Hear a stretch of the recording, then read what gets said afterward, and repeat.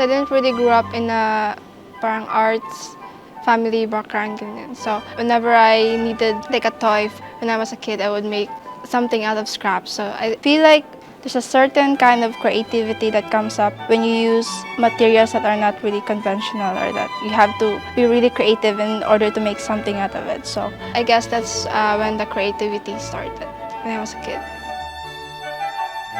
When I saw the post about the mentorship program, I didn't really think that I was gonna join like this art related events, and it would feel like there's so much creatives out there, and then you're out there and it's like it's just you. It's so nice to meet all these fellow mentees that are on different backgrounds and different age group and have like one united goal, which is to create something.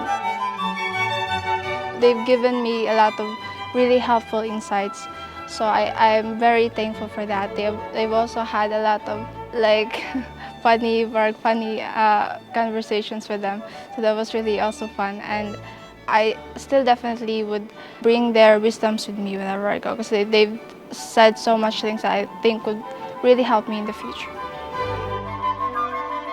So for this art piece, I used tire wire and aluminum foil. And for this design, it's inspired by the goddess of sea and death, Magwayan. It's a Visayan goddess of that. And so as I was looking through different, because I wanted to make something for like a goddess or like a big entity. So that was like my main inspiration